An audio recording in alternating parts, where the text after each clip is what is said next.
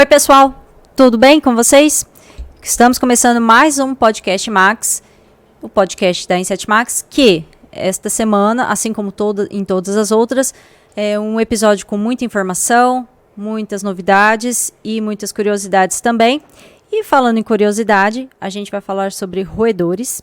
E para tratar desse assunto, eu estou recebendo aqui o Marcos, nosso gerente geral. Tudo bem, Marcos? Oi, Letícia, tudo bem? Tudo Olá, certo. pessoal, tudo certo? Hoje, mais uma vez, a gente vai dar uma continuidade às novidades, né, Letícia? Com certeza. E a gente vai ter um terceiro participante, que foi muito legal, né? Aquele último podcast que a gente fez com 3 pessoas, foi bem interativo. O público gostou bastante. A gente vai chamar o Thiago Machado, nosso coordenador técnico da área de saneantes. Tudo bom, Thiago? Como é que você está?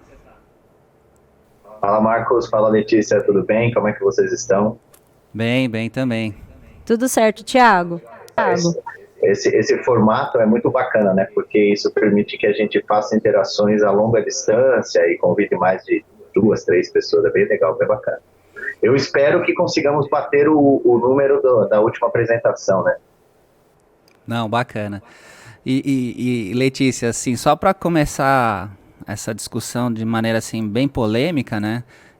Tem gente que fala que a gente não pode falar controle de roedores, né? A gente tem que falar controle de ratos. Por quê? Nem todo roedor é rato, nem todo rato é um roedor, ou tô zoando, Thiago? Na verdade, todo rato é um roedor, né? Deu bug aqui, Marcos.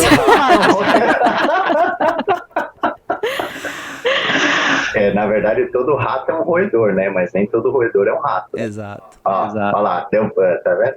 Exatamente. E me fala um pouquinho desse negócio de roedores, ratos, diferenças, igualdades. É assim, dentro do grupo dos mamíferos existe um subgrupo, uma ordem chamada Rodentia, que é o grupo dos roedores, de uma maneira geral. Aí envolve capivara, esquilo, rato de telhado, cotia, castor, enfim. Nós temos aí mais de 2.000 espécies de roedores espalhadas pelo mundo.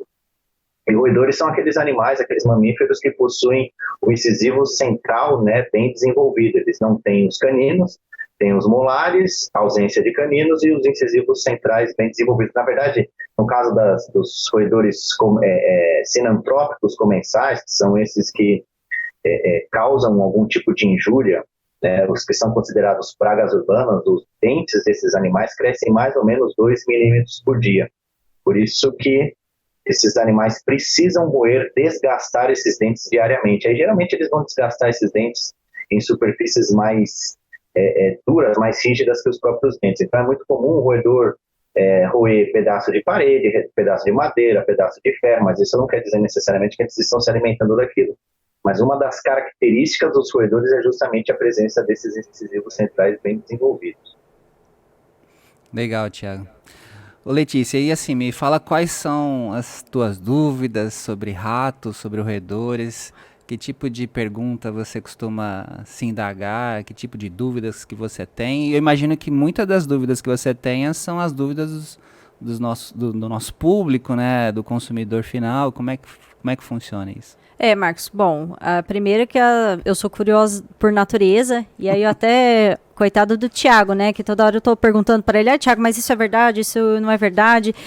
Mas uma das dúvidas já foram sanadas, porque realmente, né, é roedor, tá, mas não quer dizer que a capivara é igual a um rato e que vai causar doenças, que, enfim, ela causa, mas é um outro tipo, não estamos falando de capivaras aqui. E já entendendo essa diferença, né, a gente sabe que as pragas urbanas, que são consideradas pragas urbanas, são as ratazanas, o rato de telhado e o camundongo. Correto? Me corrija aí se eu estiver errada. Não, é exatamente isso, exatamente isso. Então, aí é só pessoal, tá, gente? Então, aprendam aí a diferença, e é por isso que a gente está aqui. Também, caso vocês tiverem outras dúvidas posteriormente, é só mandar que a gente responde, tá bom? Mas aí, voltando ao assunto dessas 3 principais pragas, Thiago, eu gostaria de saber, assim, que bichos são esses no sentido de comportamento, no sentido de alimentação, o que atrai, o que não atrai, o que você me fala? Letícia, essa pergunta é bem interessante pelo seguinte fato. As pessoas, quando a gente fala de rato, as pessoas elas acham que rato é rato. Aí vem um camundongo, acha que é um filhote de ratazana, vem um rato de telhado, acha que é uma ratazana mais desenvolvida, com mais habilidades, vem uma ratazana, acha que é um filhote de capivara. Então, enfim, começa uma série aí de dúvidas e de misturas de ideias, enfim. Os roedores, de uma maneira geral, né, na verdade, falando aqui dos sinantrópicos comensais, né, que são esses considerados pragas urbanas, como eu disse, são mais de 2.000 espécies. As que nós controlamos, as que causam algum tipo de injúria, transmitem doenças, causam prejuízos financeiros, econômicos, estruturais, os riscos sanitários, são essas três, né, que nós controlamos aqui no Brasil. O rato de telhado, a ratazana e o camundongo. Esses animais, eles costumam viver em grupos. A gente pode fazer assim uma pequena exceção aos camundongos. Os camundongos eles podem viver em pequenos grupos, em duplas ou solitários, mas quando a gente fala de rato de telhado e ratazana, são roedores que vivem em grupos. Isso significa que existe uma hierarquia, ou seja, existe um macho alfa, um macho beta, os submissos, as fêmeas. Esses submissos eles geralmente são classificados dentro de um pequeno grupo, jovens ou idosos ou os doentes, enfim. Pelo fato deles viverem em grupo e terem uma hierarquia, existe um comportamento muito comum desses roedores, que é o dominante ele tem preferência pelo principal alimento que a colônia está acostumada a se alimentar, e dificilmente ele vai consumir algum tipo de alimento diferente, e por esse motivo os submissos eles acabam tendo que buscar fontes alternativas, já que como o dominante ele está habituado a um determinado tipo de alimento, se um submisso se aproximar desse dominante, seja um macho alfa, um macho beta, o submisso ele vai apanhar. O rato dominante, o roedor dominante, ele vai agredir esse submisso por uma questão de alimento. Esses animais, eles tomam muito cuidado com tudo aquilo que eles vão fuçar, né? Tem uma questão muito interessante que é, como eles são, por exemplo, o rato de telhado e a ratazana têm um comportamento chamado de neofobia. Eles têm medo de coisas novas. Quando eu digo medo de coisas novas, é a presença de um porta-isca no local ou a mudança do ambiente, o qual não estava daquela maneira anteriormente e agora mudou por um pequeno detalhe, e às vezes eles estranham. Eles tomam um cuidado excessivo, eles falam, poxa, isso aqui não estava aqui antes, será que aconteceu alguma coisa? Será que isso se torna perigoso? Então, por esse motivo, os roedores eles gostam de seguir muito o caminho que outros roedores fazem. E como é que eles se guiam nisso? Geralmente pelo odor, né? Eles vão caminhando, vão urinando, vão defecando, e aí eles vão marcando as trilhas. Então, os ratos eles sempre gostam de seguir os caminhos que outros roedores costumam fazer. Hora ou outra, um submisso ele precisa desviar esse caminho justamente porque ele precisa buscar uma fonte alternativa de alimento. Tá? Então, essas são algumas das características que os roedores apresentam. A gente também pode falar tanto dessa questão de cuidado que a gente já disse, né, que eles têm, um submisso sempre ele está buscando uma fonte alternativa de alimentos. Existe uma questão que o pessoal costuma falar em cima disso, que é, olha, quando chega um alimento novo no ambiente, o dominante ele manda o submisso atrás daquele alimento. Não é bem assim, né? Porque, na verdade, pelo fato do dominante estar comendo o mesmo tipo de alimento, o submisso não tem acesso a ela, o submisso vai buscar uma fonte alternativa, mas não é porque o dominante acabou mandando ele ir atrás daquele tipo de alimento, não. Isso é uma característica comum, comportamental. Isso, no grupo dos mamíferos, isso é uma coisa muito comum, né? Os dominantes, eles têm a preferência alimentar e os submissos acabam tendo que buscar algumas fontes alternativas. Então, essas são algumas características comportamentais. Biologicamente falando, se a gente for analisar os sentidos dos roedores, a visão desses animais, a acuidade visual deles é muito baixa. O roedor enxerga muito mal, enxerga poucas cores, enxerga embaçado, ele tem um desenvolvimento míope muito grande. Por esse motivo, ele tem que se guiar por outros sentidos. Por exemplo, eles têm um paladar muito desenvolvido, alguns roedores possuem pelos mais compridos do que outros, mais longos do que outros ao longo do corpo, justamente para eles caminharem pelos cantos, porque eles se guiam pelo tato. Eu sempre costumo brincar e falar o seguinte: quando a gente está com a visão um pouco turva, um pouco tonto, a primeira coisa que a gente tenta é buscar uma superfície para nos apoiarmos. Os roedores, pelo fato de não enxergarem direito, eles sempre estão andando, encostando em alguma coisa, justamente para poder se guiar. O olfato desses animais é incrível, é impressionante, o olfato deles é melhor do que o olfato de cães. Então, pelo fato deles terem uma acuidade visual baixa, os outros sentidos são muito bem desenvolvidos, inclusive o sentido de audição. Legal, Thiago. E assim, até baseado nesses comportamentos que você passou, eu imagino que a gente possa até estabelecer alguma estratégia de controle deles, né? Porque realmente, se eles têm digamos assim, essas habilidades todas, a gente tem que também utilizar da nossa inteligência, da nossa capacidade para fazer o controle dessas pragas, né? E assim, baseado nisso, o que você hoje, já assim, em termos de estratégia de controle, você recomendaria para o nosso público? Essa pergunta é bem interessante, Marcos, porque existem algumas empresas de controle de pragas que consideram o fato de você absorver informações sobre biologia e comportamento da praga algo apenas para encher linguiça, quando na verdade não é. A gente precisa entender justamente essas questões para poder elaborar uma melhor estratégia no controle.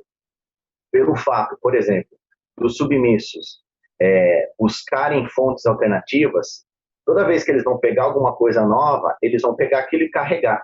Por isso que é muito importante, na hora de utilizar uma isca, como por exemplo um bloco extrusado, uma isca fresca, prender essa isca fresca, fixá-la de alguma maneira, para que ele não leve aquela isca, porque algumas pessoas ainda acham que o rato vai pegar e levar isso para a colônia. Na verdade, não. O submisso ele vai pegar aquilo, carregar para um ponto e comer aquilo escondido.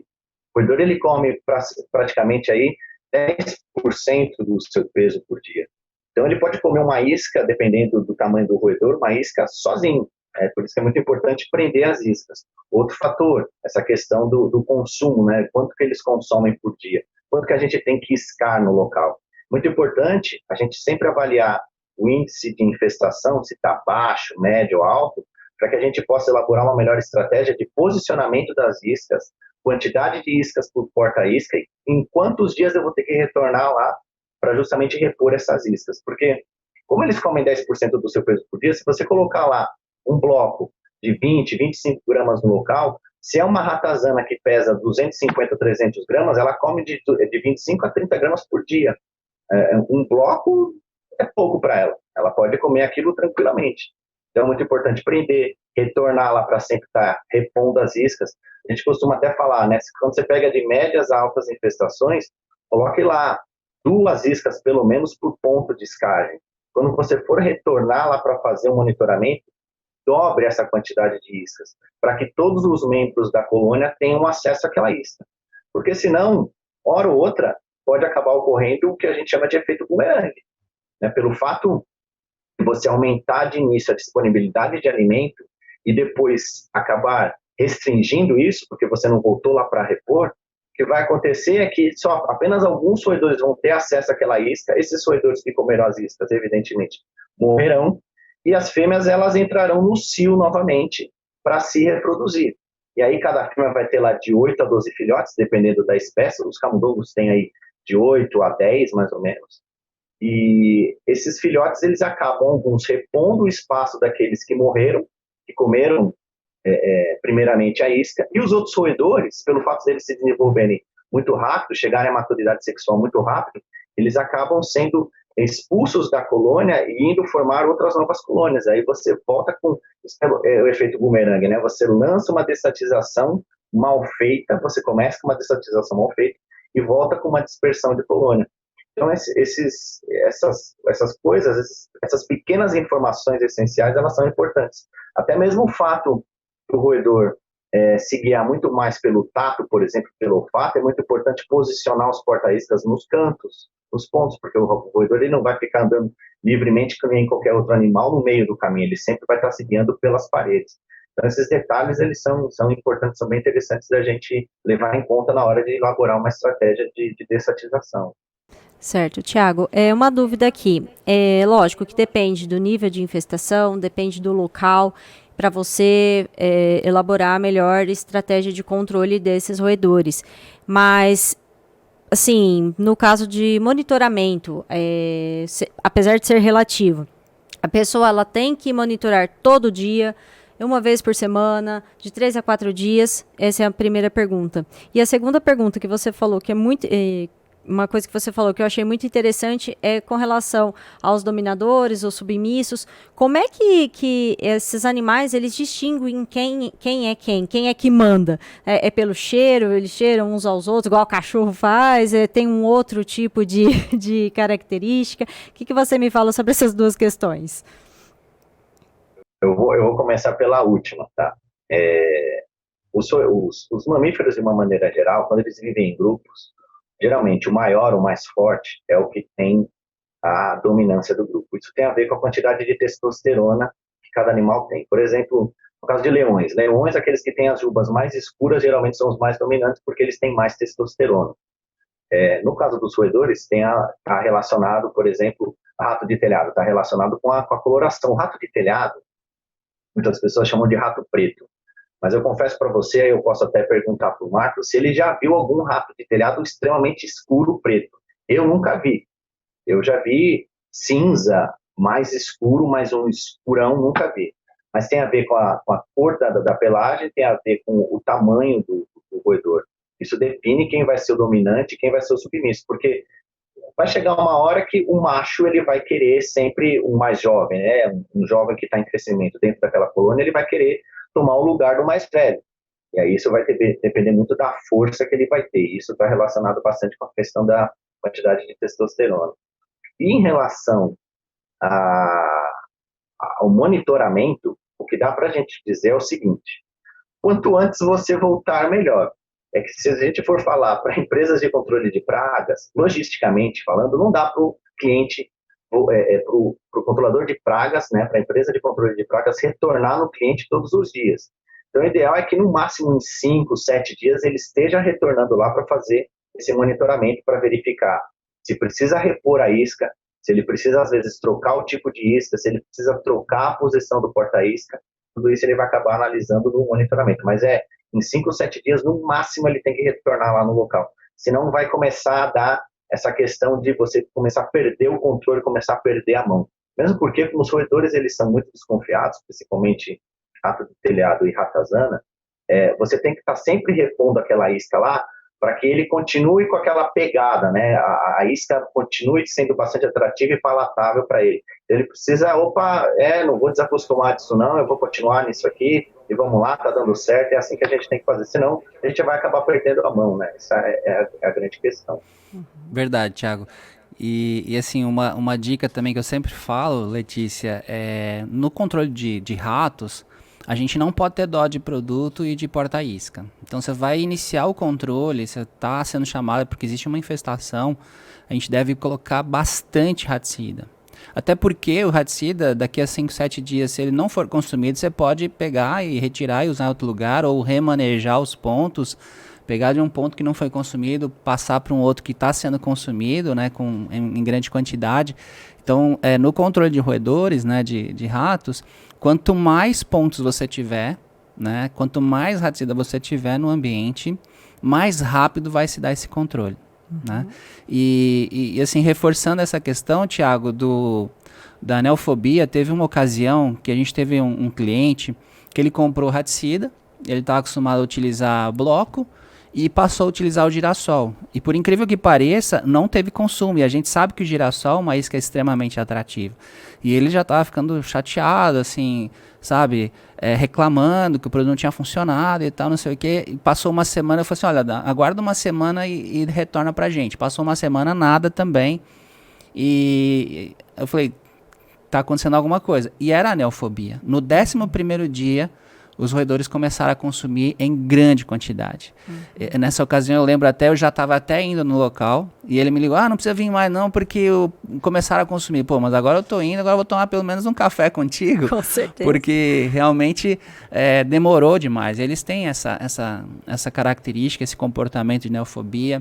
Essa questão do consumo de raticida ela é muito importante. A gente precisa realmente colocar uma quantidade grande de raticida. Vai acelerar o processo de controle daquela infestação.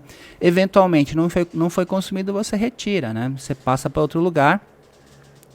Complementando o que você perguntou, Thiago, eu nunca vi um rato preto mesmo. Eu vi rato cinza claro, rato cinza um pouco mais escuro, mas rato preto, preto, preto, assim, eu confesso que eu nunca vi. Ratazana também não. Eu já vi sim em laboratório rato preto, realmente preto, mas assim, no ambiente aqui eu nunca presenciei assim, sabe, na prática. Pode ser que exista e deve existir, mas nunca tive essa oportunidade. O Thiago, assim, já que a gente está falando sobre comportamento, sobre características, né? É, existem muitos assim mitos, né, sobre roedores, sobre ratos, né?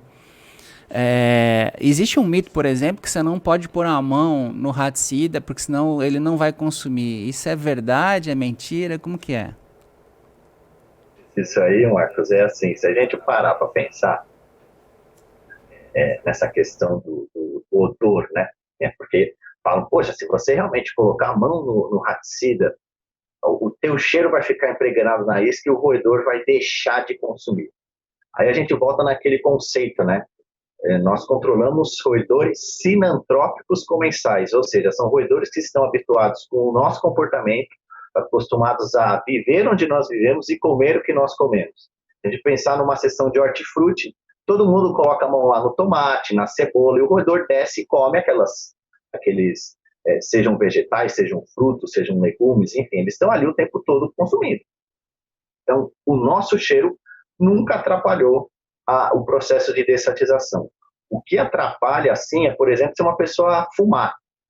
Né? Se uma pessoa fumar, fica ali com o cheiro do cigarro na mão, vai consumir, vai manipular a isca sem as luvas, e aí sim você acaba impregnando o cheiro do cigarro, né, que é um odor característico, na isca. Aí o roedor ele pode estranhar aquilo de início. Assim como fazer uma desinsetização, né, fazer justamente a manipulação de inseticida, e usar a mesma luva que fez a desinsetização com algum tipo de resíduo de inseticida ali e manipular o raticida. Isso também pode acabar atrapalhando porque tem um odor, mas essa questão da gente não poder colocar a mão na isca é mito. Uma vez até, Marcos, eu estava conversando com uma empresa de controle de pragas, Marcos e Letícia, e pessoal, a gente estava ali batendo um papo, falando sobre dessatização e tudo mais, e eles trouxeram uma isca. E aí eu peguei a isca com a mão e comecei a falar sobre ela, não sei o que, explica aquilo, isso aqui. No final do treinamento ele falou assim, legal, Thiago, tudo mais, poxa, vou ter que jogar essas iscas fora. Eu falei, mas por quê? Ele falou, você colocou a mão em tudo, cara, você contaminou tudo, essas iscas elas perderam a sua validade. Você vai ter que me dar um outro pacote. Eu falei, não, pelo amor de Deus, tira essa coisa da cabeça, não é bem assim que funciona, enfim. Então isso é mito, né? Não é bem assim que as coisas funcionam, não é tão extremista assim. Letícia, eu pulei a pauta, né? Marcos, mas é assim que é bom, é sinal que o negócio tá rendendo, uai, por favor, vamos embora. Porque dúvida a gente vai ter o tempo todo e aí a gente fala de um assunto, aí vai para o outro e volta, é assim mesmo, fica tranquilo, Marcos. Inclusive, se você tiver outra pergunta aí com relação a mito e verdade, porque eu tenho várias aqui, mas você pode dar esse prosseguimento. O que não falta é pergunta de mito e verdade, né? Deixa eu te perguntar, Thiago, o pessoal fala que rato é tão inteligente que, por exemplo, se ele for e comer alguma coisa e morrer, né, logo em seguida que ele consumiu aquele alimento, os outros roedores, outros ratos, eles percebem isso. Isso é mito ou é verdade? Pelo fato dos roedores eles tomarem muito cuidado, porque, vou dar um exemplo, se um roedor ele fica doente por algum motivo, seja alguma injúria relacionada a algum agente patogênico, enfim, ele entra doente na colônia, os outros podem perceber que ele está doente, expulsar ou matá-lo. Então, o cuidado que eles têm é muito grande, né? Tem toda a questão da neofobia, tem toda a questão do cuidado excessivo. Então, isso está muito relacionado, a pergunta que você fez, Marcos, ao chumbinho, né? Porque o roedor chega no local, come o chumbinho e morre logo em seguida. Pelo fato do olfato desses animais serem muito desenvolvidos, eles conseguem diferenciar, assim, o odor do que é roedor e o odor daquilo que foi comido, daquilo que foi consumido. E eles vão associar uma coisa a outra. Se você utilizar o mesmo tipo de isca, por mais que tenha bacon ou qualquer outro tipo de atrativo misturado ao chumbinho, se um roedor, ou 2, ou 3 já morreram por causa daquilo, o restante da colônia vai associar uma coisa a outra e vai deixar de comer aquela isca lá com o chumbinho. Por isso que chumbinho é ruim por dois motivos, né? Um deles está relacionado à falta de controle, que você perde o controle muito rápido, você mata rapidamente só apenas alguns roedores, você não consegue atingir a colônia como um todo. E tem a questão da toxicidade, né? É muito tóxico, não existe antídoto específico, isso acaba sendo perigoso até mesmo para a saúde das pessoas que ali estão. E hoje os raticidas modernos, eles têm justamente o oposto de modo de ação, né? Eles têm uma ação lenta, bem lenta, o que faz com que o roedor não consiga associar, de repente, a morte de um indivíduo com o consumo do produto, né? Então, o chumbinho, de fato, é um produto proibido, inclusive, né, Letícia? Já faz dezenas de anos, inclusive. Ainda continua sendo comercializado em alguns lugares. Ele é o número 1 de ranking de problemas toxicológicos no Brasil. E muitas vezes é confundido com o raticida. Porque muitas vezes o próprio órgão, né, o Ciatox, por exemplo, ele considera o chumbinho um raticida, mas não é, né? Então, o número 1 de casos de mortes por intoxicação, aí tá lá o raticida, mas não é o raticida, é o chumbinho, né? Dificilmente uma pessoa vai vir a óbito se for consumido um raticida, né? É muito difícil, porque a quantidade que tem que consumir é muito grande, demora, a ação é lenta, e para ajudar ainda a gente tem um antídoto, né? Que é a vitamina K, que ela ao ser administrada, o teu organismo consegue recuperar, né, o metabolismo normalmente. Então, existe muito, né, esse conceito de que o chumbinho morre rápido, é bom. Não, muito pelo contrário. Em alguns insetos, se a gente matar rápido, é benéfico. Mas no caso de ratos especificamente, quanto mais lento for essa ação, melhor, para que o rato não consiga, digamos, associar o óbito ao alimento que está sendo consumido. Quanto mais rápido, não. Quanto mais lento, não. Mas assim, pelo menos você tem que ter ali umas 24 a 36 horas para começar a agir, né? Com certeza, Marcos. Você tocou num ponto muito importante, porque assim como no controle de ratos e de pragas em geral, infelizmente, tem muita gente, de modo geral, é imediatista, quer ver lá o bicho morto. Porque se não vir, não vai entender que não foi eficiente e também não entende que existe um processo e um controle efetivo de que precisa, em determinadas situações, um efeito mais lento. No caso de outras pragas, até que chegue a colônia, no caso dos roedores, para eles ganharem a confiança.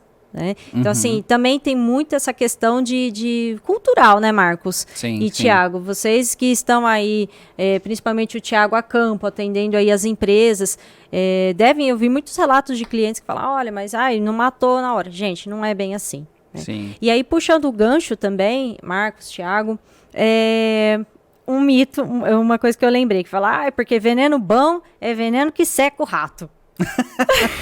É o rato lá esturricado. Gente, não sei, vocês me corrijam, mas eu não, assim, estudando aí para pauta e para outros conteúdos da empresa, isso não existe, né? O que seca é a condição climática, é o sol. Me fala isso, Marcos e Tiago. Essa eu vou deixar para o Tiago responder, mas antes eu queria abrir um parênteses. Essa questão da comunicação da empresa que vai fazer o serviço de controle de roedores com o cliente é muito importante. Por quê? Porque tudo na vida é expectativa, né? Então você tem que gerenciar a expectativa do cliente. Então, se você chegar falando que vai morrer muito rápido, que ele vai ver um monte de rato morto e não sei o que, bababá, e isso não acontecer, isso vai gerar uma frustração no cliente. Então é importante que ele saiba muito bem explicar essa parte do comportamento, do modo de ação do raticida, o que vai acontecer, para que o cliente interprete e realmente avalie positivamente o serviço. Então, essa administração, né, da expectativa, muitas vezes ela não acontece. Porque o controlador, na ânsia de querer mostrar que é bom, ele acaba falando algumas coisas, tipo, rapidamente a senhora vai ter o problema resolvido. E nem sempre é isso que acontece. Até porque tem ocasiões que o rato tem aquela questão da neofobia, e demora um pouquinho mais a consumir. Então, todas essas informações, elas têm que ser passadas, né, para o cliente, para justamente gerenciar a expectativa dele. Dessa forma, você consegue lidar bem com o cliente e com os resultados. Mas aí, fala aí, Tiago, dessa questão aí, que rato bom é morto e de preferência seco. É morto e seco, é seco, morto e seco. E aí tem também, isso eu acho que até fica aparecendo, né, Marcos e Letícia, uma desculpa do controlador de pragas depois que isso não ocorre, né, essa mortalidade não ocorre rápido, ou até mesmo quando o controlador de pragas fala assim para o cliente, olha, pode deixar que ele não vai morrer aqui, ele vai morrer em outro lugar, ou pode deixar que ele volta para a colônia e mata os outros ratos. Então, fica aparecendo até mesmo, fica aparecendo não, isso na verdade é falta de conhecimento, chega a ser amadorismo, então muito cuidado, porque tem que gerenciar, né, comercialmente e tecnicamente essa questão, porque senão as coisas elas saem do controle. E realmente, Letícia, não existe raticida que seca rato, isso é um grande mito, nenhum raticida no mercado seca o rato. Qual que é o efeito do raticida?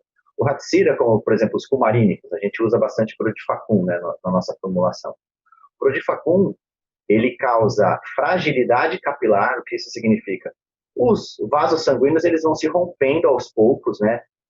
Veias, vênulas, artérias, arteríolas, capilares, eles vão se rompendo e o sangue ele vai extravasando, ele sai do vaso sanguíneo, portanto ele causa hemorragia.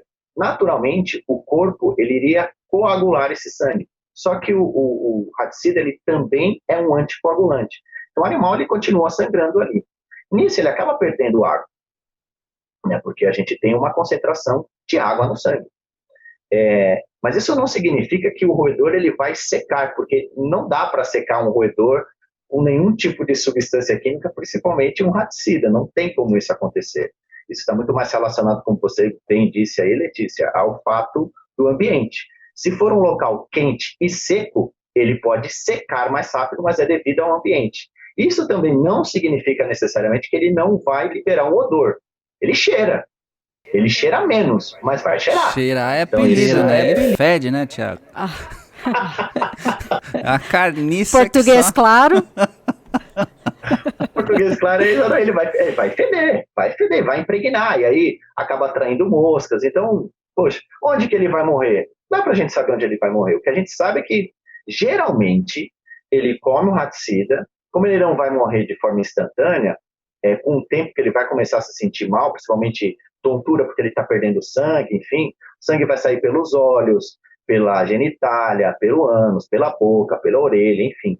Ele vai, conforme ele vai ficando doente, digamos assim, sentindo os sintomas, ele evita de voltar para a colônia para que os outros roedores não expulsem ele ou matem ele. Mas aí não dá para saber onde ele vai morrer. Mas quando ele morrer, ele vai feder de alguma maneira. Feder mais ou feder menos, mas sempre vai estar fedendo ali no lugar. Ô Tiago, você falou uma coisa interessante aí, que realmente a gente não sabe onde é que esse rato vai morrer, e aí eu queria que você me respondesse duas questões. A primeira, a partir de quanto tempo? É lógico, Marcos até pode me corrigir quanto a essa informação, mas eu acredito que assim, o tempo de mortalidade também depende de quanto que esse rato vai consome de isca. Então, por exemplo, se ele consome um pouquinho a menos por dia, ele vai demorar para morrer. Me corrijam, tá? Mas, em média, de quanto tempo essa mortalidade começa a acontecer? A partir de 48, 72 horas? Qual é esse tempo, né? A partir de quanto tempo esses ratos começam a morrer? E a segunda questão, gente, é que, assim, depois, né, a gente vai abordar aí os lugares que eles gostam de ficar, o que atraem. Então, por favor, fiquem à vontade. Vou responder, Thiago? Você quer começar falando? Eu vou falar então do tempo de mortalidade aqui. Geralmente, o raticida ele começa a agir após horas. A partir de 12, 14, 16 horas ele começa a agir, tá? E essa ação dele também, a morte e o óbito não vem logo em seguida, ela também leva um tempo. Tá? Então, de uma forma geral, a mortalidade após o consumo do raticida ela vai começar a acontecer após 36 horas. Né? De 36 até 96 horas acontece, eu diria assim, 80%, 90% da mortalidade. Tem alguns ratos que podem morrer antes, tem alguns que podem morrer depois, mas de uma forma geral, de 36 a 96 horas mais ou menos. É óbvio que se houver um alto consumo, esse processo acelera. Quanto mais raticida o roedor consumir, mais rápido ele vai morrer.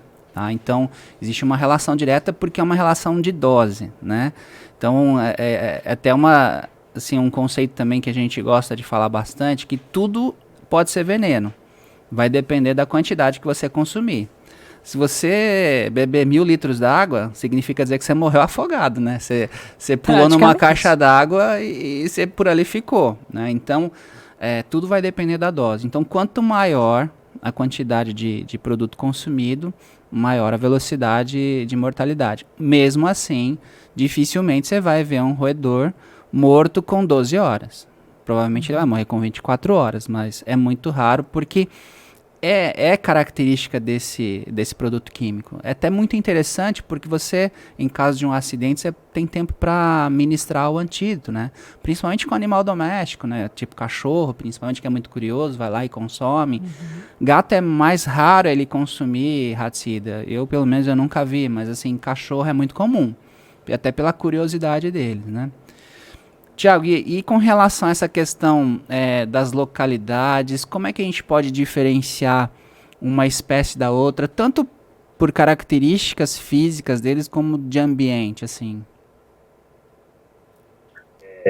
Em relação ao ambiente onde eles vivem, cada um vai viver num tipo de ambiente específico, mas de uma maneira geral, isso dentro do controle de pragas, a gente fala que aquele ambiente que ofereça abrigo e alimento, evidentemente pode favorecer uma alta proliferação de pragas. No caso dos roedores, por exemplo, locais onde tem muita sucata, locais onde tem muito entulho, vegetação alta, alimento de fácil acesso, então, por exemplo, ração de cachorro, resto de comida, são locais que podem favorecer a presença de roedores. Sobre as diferenças, é muito mais fácil e mais comum a gente encontrar vestígios dos roedores. Então, a gente começa a falar, por exemplo, das fezes. As fezes dos roedores das 3 espécies são fezes diferentes.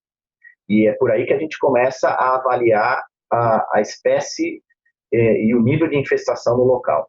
Então, as fezes dos camundongos, por exemplo, eu costumo brincar que é granulado de brigadeiro, porque ela é pequenininha e ela é um pouquinho mais reta. Enquanto as fezes dos ratos de telhado é um grão de arroz, só que curvado. E as fezes das ratazanas é que nem um caroço de azeitona. Só que se a gente parar, por exemplo, para avaliar unidade por unidade, eu quero dizer assim, pegar uma de camundongo e uma de rato de telhado, dependendo do tamanho, confunde. Então a gente sempre tem que avaliar isso como um todo, né? Sempre verificando a questão, mesmo porque dessa forma a gente consegue analisar o nível de infestação. Então, as fezes, em termos de vestígios, são os mais comuns da gente conseguir identificar, diferenciar a espécie. Tem a questão, por exemplo, também a ratazana. A ratazana é um animal com hábito fossorial. Então, ela gosta de fazer tocas, ela gosta de fazer buracos. Então, a gente vai procurar buracos ao redor. Geralmente, a ratazana ela só adentra um local, um estabelecimento, para buscar alimento. Geralmente, as tocas são feitas nas áreas externas. Então, sempre verificar na vegetação. Se a vegetação está alta, significa que a ratazana ela vai ter meios de se locomover ali no meio da vegetação sem ser vista. Então, a vegetação ela tem que ser diminuída. A gente consegue enxergar melhor os buracos. Por isso que a ratazana vem muito do esgoto, né? Por isso que é chamado de rato de esgoto, que justamente gosta de viver embaixo da terra. Rato de telhado, que também é chamado de rato preto, rato de fogo, já é um animal mais habilidoso. Então, ele gosta de viver em locais mais altos. Isso não significa que não desce ao chão, mas dificilmente faz isso a não ser para buscar alimento. O camundongo já é um animal que é mais restrito a uma área menor, né? O camundongo ele gosta de viver, por exemplo, dentro de uma residência. Aí sim ele conseguiria viver atrás de uma gaveta, atrás de um fogão, atrás de uma geladeira, dentro de um armário, porque o raio de ação de um camundongo é muito restrito. 3, 5, 10 metros, não muito mais do que isso. Já rato de telhado e ratazana podem caminhar assim 100, 200, 300 metros, dependendo da situação, né? Se houver fonte de alimento ou não no local. As diferenças morfológicas também são outras características que diferenciam esses animais, né? O camundongo é um roedor menor que vai pesar lá 20, 30 gramas, 50 no máximo, não muito mais do que isso. Tá? São roedores pequenos, a orelha é bem desenvolvida, os olhos são bem desenvolvidos, mas eles acabam sendo pequenos. O rato de telhado, que é o rato preto, Ele é um rato maior, ele chega a pesar aí 200, 250 gramas aí, e é um rato que tem a orelha bem desenvolvida, a cauda é geralmente maior que o tamanho do próprio corpo, o focinho ele é bem alongado e os olhos são bem grandes, né? Um focinho afilado, os olhos grandes. A ratazana é um animal mais robusto, né? Chega a pesar aí, tem ratazana que chega a pesar 600 gramas. Nossa, isso aí, lógico, nossa. falando de uma coisa extrema, mas, putz, é pesado pra caramba, né? Tem gato que não encara a ratazana, isso é uma verdade, porque a ratazana, não, o gato foge, tá? Então, aliás, deixa eu até fazer um comentário aqui. A gente acaba visitando algumas granjas, né? Aí na granja você vai encontrar geralmente rato de telhado e algumas vezes rato de esgoto, né? A ratazana. Em algumas granjas que eu fui visitar, eles não faziam um controle químico, eles falavam que faziam um controle biológico com gatos. E aí você via um monte de gato espalhado na granja, vários pratinhos, né, potinhos com leite. Você olha o gato ele anda até assim de lado, porque ele é obeso, o gato. Ele fala, imagina, se o ratazana passa aqui do lado dele, ele não vai atrás da ratazana, ele está muito bem alimentado. É capaz, já me falaram isso, eu nunca vi. Mas a ratazana tá bebendo leite nesse pote e o gato do lado, assim. Tipo, e aí, como é que estão as coisas? Ou seja, tem gato que realmente não vai atrás de ratazana. Mas a ratazana é um animal maior, as orelhas elas são pequenas em relação ao tamanho do corpo, o focinho ele é mais arredondado, a cauda ela é mais grossa, tá? Geralmente sem pelos, e tem uma característica interessante que é mais difícil de ver, é que é o fato das ratazanas terem membranas interdigitais, né? Porque são animais que também são aquáticos, digamos assim, nadam muito bem, conseguem mergulhar. Então essas são características que facilitam aí a natação das ratazanas. Em compensação, o rato de telhado ele tem a cauda mais comprida que o corpo, justamente para funcionar como um quinto membro de equilíbrio, por isso que eles escalam bem, andam em cima de fios. Então tem essas características, essas diferenças. E marcas de mordidas, né? Como os roedores precisam desgastar os dentes, eles acabam muitas vezes mordendo fiação. Muitas fiações são mordidas por roedores. Rato de telhado sobe muito canto de parede, anda muito pelos canos, pelos fios. Então, pelo fato deles fazerem sempre o mesmo caminho e o pelo desses animais serem muito oleoso, muito gorduroso, gruda muita poeira, eles vão fazendo aquele caminho de forma repetida e acaba marcando aquele ambiente, aquele local. Então, fica uma superfície mais escura. Então, essas são as características que diferenciam aí vestígios e morfologicamente esses animais. Praticamente são essas são as mais práticas, né? Legal. Certo, Tiago. Aí uma dúvida aqui com relação aos rastros desses ratos e também a proliferação de doenças. A gente sabe que o rato também é um vetor aí de patógenos, né, de vários patógenos. E, Tiago, eu queria, e Marcos também, eu queria que vocês me falassem das principais doenças que os ratos podem transmitir e se o pelo, por exemplo, ele deixou um rastro de pelo, esse pelo também pode transmitir doença ou essas doenças só são transmitidas via urina e fezes? São mais de 35 doenças que esses roedores conseguem transmitir. As mais comuns tem tifo, tem febre da mordida, tem salmonelose, tem hantavirose. A mais comum é a leptospirose. Geralmente essas doenças elas são causadas por bactérias que se alojam no rato que vira um transmissor, né? Essas doenças elas são mais transmitidas via urina, fezes e saliva. Evidentemente que, por exemplo, pelo de roedor pode causar algum mal? Pode, porque existem pulgas de roedores. E aí, a pulga do roedor está muito relacionada ao tifo. Então, uma coisa está muito relacionada à outra. Então, isso pode acabar acontecendo sim. Pelos pelos, isso são mais limitadas as doenças transmitidas, mas existe. A grande maioria está na urina, por exemplo, leptospirose, está nas fezes, hantavirose. Aqui, hantavirose é uma doença que acaba sendo mais comum em áreas longe de locais urbanos, né? Ela é mais comum em áreas mais isoladas, né? Mas as outras doenças, elas são geralmente transmitidas pela saliva, pelas fezes e pela urina. Inclusive, né, Tiago, essa parte de transmissão de doenças, ela é muito crítica, primeiro porque a leptospirose, apesar de não ser uma doença muito difundida, graças a Deus, mas ela tem um índice de letalidade muito alto. Então, praticamente 10% das pessoas que se infectam com leptospirose podem vir a óbito.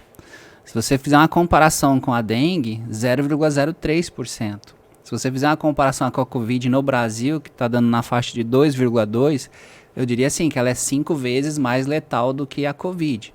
Então é uma doença realmente bem crítica, principalmente em áreas de produção de suínos, né? Onde as perdas são muito grandes.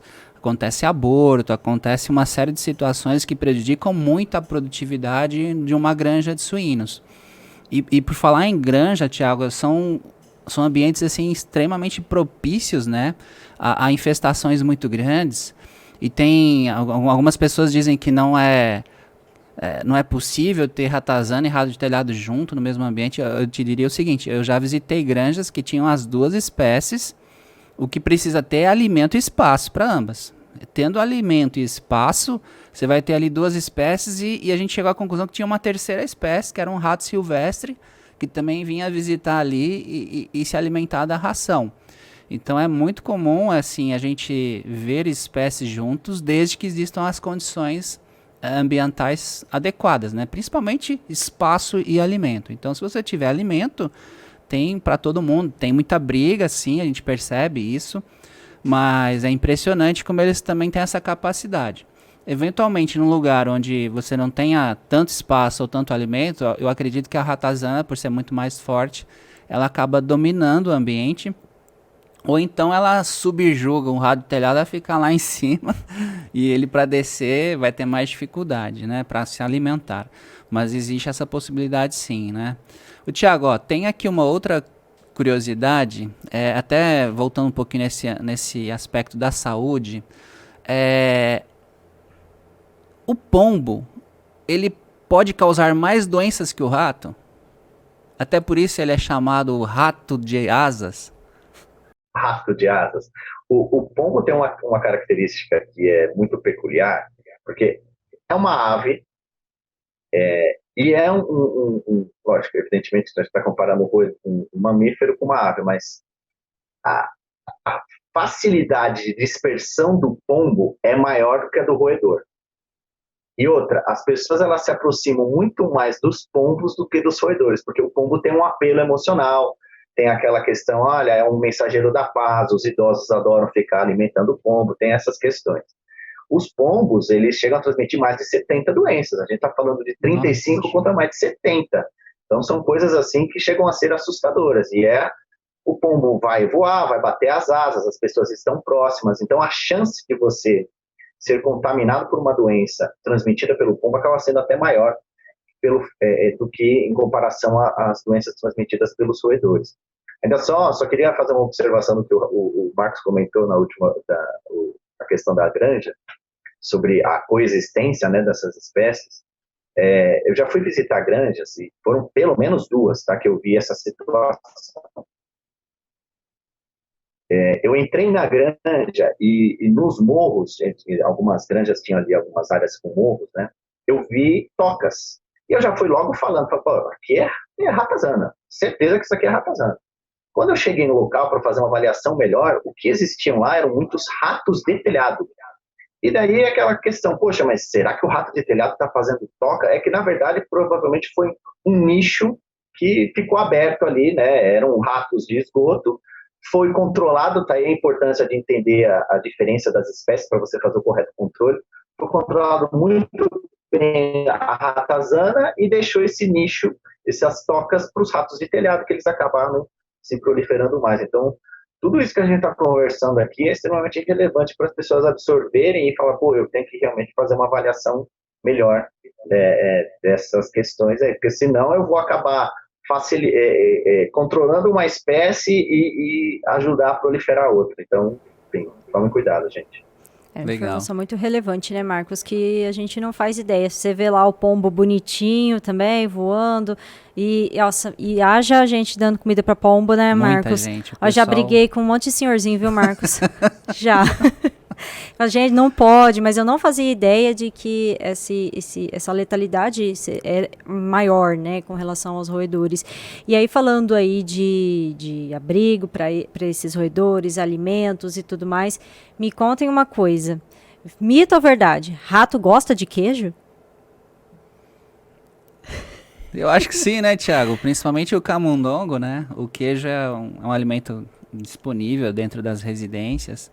É como eles têm um olfato muito apurado, chama a atenção, assim. Acho que o primeiro ponto que chama a atenção de um rato é o odor, é o cheiro. Então, um alimento que seja, um raticida que seja, é o odor. Depois vem o aspecto da palatabilidade, que é a questão do consumo. Às vezes o cheiro é bom, o rato chega, mas não consome, né? Mas se ele gostar, se for palatável, ele consome também. Então, um raticida, para ser bom, ele precisa ter um cheiro legal, para atrair principalmente, e ser palatável. Ele tem que gostar de consumir aquilo, né? Mas assim, é óbvio que eles devem exercer preferências, mas com certeza eles gostam de queijo sim, né, Thiago? E eu até brinco, né, Marcos? Letícia, eu brinco às vezes, eu falo assim, olha, quem gosta muito de queijo é o Mickey Mouse. Mickey Mouse adora um queijo, ele come queijo pra caramba, mas o queijo é um alimento gorduroso e os roedores, pelo fato de serem mamíferos, eles gostam muito de alimentos com gordura. Tem roedor que come barra de sabão de coco, porque tem bastante gordura. E a gente fala, caramba, que coisa estranha, mas tem bastante gordura, dependendo da necessidade da colônia, do indivíduo, aliás, precisa consumir uma grande quantidade de gordura, mas oscila de local para local, né, a preferência alimentar. Tem local que, poxa, o rato come pra caramba um determinado tipo de chocolate. Eu já fui fazer vistoria em locais que o rato estava comendo chocolate da garota, o batom da garota. Batom da garota. Ele não comia outro chocolate, só comia o batom da garota.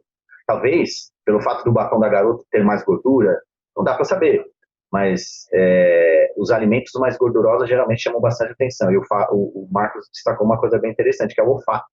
É o olfato desses animais, pelo fato de ser bem desenvolvido, qualquer alimento com um cheiro, um odor bem interessante, acaba atraindo esses animais. Por isso que, por exemplo, a gente tem duas iscas, o Rodimax e o ratoquil estrusado, o Rodimax softbait e o ratoquil estrusado, são iscas extremamente cheirosas, né? Não só encantam quem está usando, mas também encantam quem está consumindo, que é o caso dos roedores, e isso está muito relacionado, né? E também a palatabilidade, né? Porque eles comem e continuam consumindo. Então, esses fatores são relevantes, sim. E o queijo é assim, o queijo é que muitas pessoas associam muito, rato é queijo, é rato, não só o queijo, mas o queijo, o Marcos disse aí, é um alimento que está disponível na maioria das casas, então eles atentam e acabam consumindo mesmo. Certo. E o fato deles consumirem muitas oleaginosas, castanhas e tal, também estão relacionadas a essa questão deles gostarem de alimentos mais oleosos, ou tem uma outra característica? Sim, é bastante importante. Inclusive, quando a gente começou a trabalhar com girassol como isca para ratos, né? A gente percebeu que o girassol industrial ele tinha uma atratividade maior. Por quê? O girassol industrial ele tem uma porcentagem de óleo maior que o girassol de consumo, que é aquele girassol branquinho e rajado e mais gordinho, que é o de consumo para passarinho, por exemplo, ou até mesmo para roedores de criação de pet. Mas a gente percebeu que o roedor ele tinha preferência pelo girassol industrial, justamente porque ele tem uma concentração maior de óleo, que é o girassol, a variedade de girassol que é utilizado para produzir o óleo, né? Então, assim, isso realmente favorece. E fora o girassol, existem outros tipos de grãos que eles gostam muito de milho, né? Tradicionalmente, o milho eles gostam demais, e eles vão consumir aquela parte do germe, mas eles são muito inteligentes, sabe? Eles vão consumir aquilo que é melhor para a saúde deles, ou muito óleo, ou proteína, também gostam de açúcar.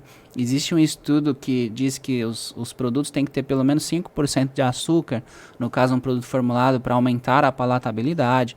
Então, assim, eles têm essa inteligência já, né, no DNA deles, que é entender qual é o alimento que é melhor para eles, né?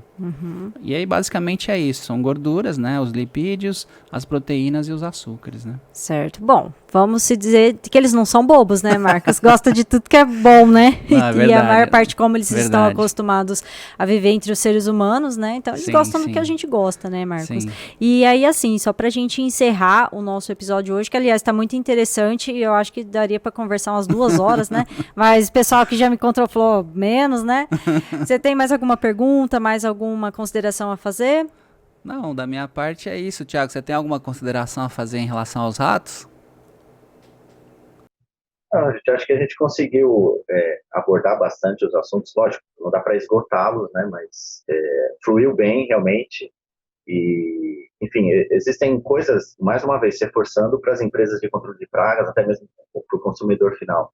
Gente, o roedor é uma questão de se entender o seu comportamento para fazer o correto controle, tá, gente? Senão a gente acaba perdendo a mão. Então, anotem todas essas informações, tenham isso em mãos. Tem bastante informação interessante na internet aí também, lógico, tem que filtrar, mas eu acho que é isso, a gente conseguiu abordar aí as principais características que nós poderíamos falar sobre esses animais. Maravilha. Tá certo. Tiago, a gente agradece aí mais uma vez pela sua participação, por mais um dia aí de disponibilidade. Obrigado, Thiago. Viu? E por esse bate-papo esclarecedor, assim como também te agradeço, Marcos. Imagina, Foi uma obrigado. super aula. Estou à disposição. Obrigada, Marcos. Gente, e aí continue acompanhando os nossos podcasts, que, como eu disse no começo, muito informativos, muito bacanas. E é isso. Tchau, tchau. Até a próxima. Tchau, gente. Obrigado. Um abraço. Valeu, Tchau, gente. Thiago. Obrigado. Valeu, gente. Obrigado. Eu que agradeço.